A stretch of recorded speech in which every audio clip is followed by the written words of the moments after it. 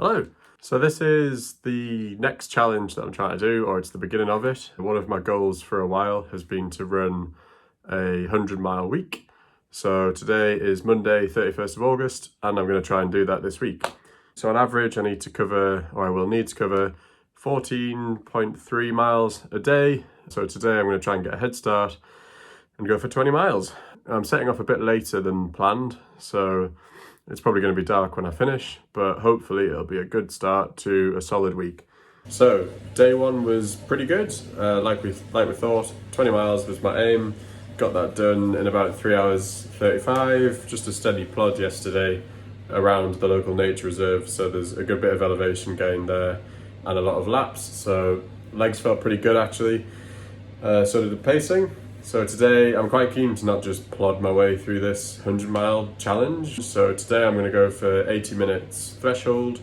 Should be, depending on how my legs feel, usually I would want to cover a bit more, but today I'm going to try and hold back a little bit, guard the legs, cover at least 10 miles. Well, that was pretty difficult, especially after yesterday's 20 miles. Here we are, you can see here, I'll take my watch off and show you. That was today's effort, the 10.5 miles at a 7:37 pace. 2 days in, we're on 30.6 miles. And just like that, it's day 3. Half marathon planned, got some company tonight, which is ideal. Good bit of head torch practice again. Probably going to have 2.5 hours-ish, given the elevation we'll be doing. So yeah, day 3. The weather is certainly not going to make this 100-mile week easy. Just spent the last 2.5 hours getting rained on, but fortunately I've got some good kit. So that was, as planned, half marathon in pretty much exactly 2.5 hours. My watch couldn't really cope with the elevation today. I don't really know what happened. It was measuring about 1,600 feet, but I know that that lap should be nearer 1,300 when you've done the repeats. So I updated to use the Strava elevation. I'd much rather that it under measures, if at all, rather than over measures, because then the goal that I'm aiming for, my annual elevation goal, which I'll talk about in another video, if anything, I'll have to do more to hit that. But yeah, 43 miles for the week done. On to day 4. Just to update, the last few days, my legs have felt pretty good, despite doing a lot of mileage earlier in the week. Certainly today, day 4 of the challenge, they're a bit heavy, so not too excited about the run later on. But we're going to keep going, see what the body can do. I'll try and get some running clips too, because I realise that so far it's just been me talking in random rooms. Well, what a difference a day makes. Glorious weather for tonight's run. Just started off. Today will get us past halfway. Okay, so just gone through halfway, which means 7 miles left, and also halfway through the challenge. So yeah, feeling quite good actually. Apologies for the terrible camera. Well, just over 14 miles in 2 hours 10, which is over 20 minutes quicker pace-wise than what I did yesterday. I went through 13 miles, or the half marathon, in about 2:02. So with those hills, pretty happy. But we'll see how that runs through to tomorrow.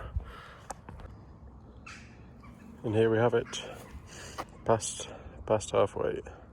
This right here is the secret to my recovery. Cold bath every day, 10 minutes. It's pretty awful, but it seems to be doing the trick. It's officially a low spot.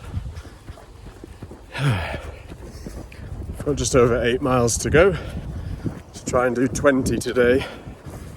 God, really feeling it now. Whew. Well, thank God that's done. No matter what, that's a run I'll be proud of for quite a while.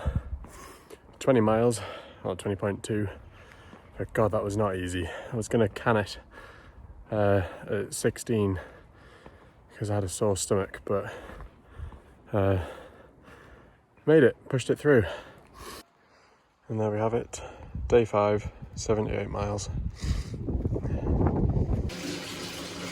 So I had been saying that I was going to have a cold bath every day, but today I'm going to try a hot one with some Epsom salts, and we'll see how that helps, if it does at all. Day 6, 22 miles to go. Let's see how we go. Well, I only have 2.5 miles to go for the entire week. But oh my god. This is tough. This is getting hard now. See you on the other side. I am 99 miles into my 100 mile week challenge. Come on. Come on. We've done it. 22 miles. I'm just keeping going to make absolutely sure we get past that 100 mile mark, but God, it feels good. If not bloody painful. Oh, there we go. That right there is all we need. 100.3 for the week. Boom. Wow. Just to close out, initial thoughts of that. Thank everything that I pushed through at the end there, because I do not want to run tomorrow. 100.3 miles on the Garmin, 100.2 miles on Strava, and Strava is where it counts. Today's Saturday, started on Monday, 6 days, 100 miles. Time for a beer. So we're a couple of days now after the finish of my 100 mile week challenge. Overall, not feeling too bad. A little bit of tightness in my left Achilles, left foot, but nothing that some rolling and stretching won't sort out. I guess that's my biggest takeaway from the challenge physically, is that I'm really happy with how my body has held up. What did I learn? Well, it takes a long time to run 100 miles, even sort of spread out over the week. You know, I was at work, working 9 till 5, apart from the Monday, which was a bank holiday, trying to fit, you know, at least 2 and a bit hours of running in every day. And I didn't do any double runs actually, which if I was to do this again, I would probably split up and do some double runs, like some runs in the morning, probably before work, you know, even if it's just a 3 or 4 miler, and then in the afternoon, that would leave me with 10 to do rather than sort of 13, 14. And at this back end of the year, I think that would have made quite a big difference with the darkness. So I got a good bit of practice in the dark, which incidentally will help with something that I'm doing in the winter. What else? The sleep was really important. It's the first time that I've really noticed needing to sleep so much as a result of training. I'm used to having endorphins after long runs like ultras and things like that. Well, yes, you're absolutely exhausted, but you can't sleep because you're physically exhausted but mentally wide awake.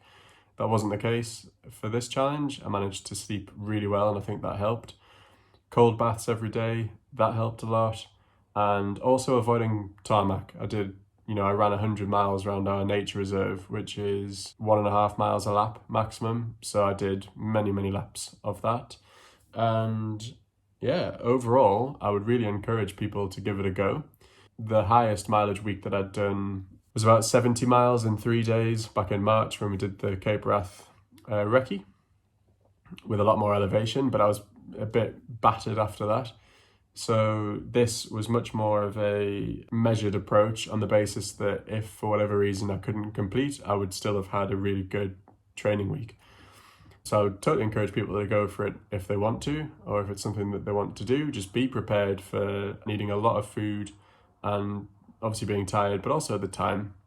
Next video I'm going to do on my goals for the year. I've got some specific goals relating to Cape Wrath, which I'm training for next year. So yeah, I'll see you in that one.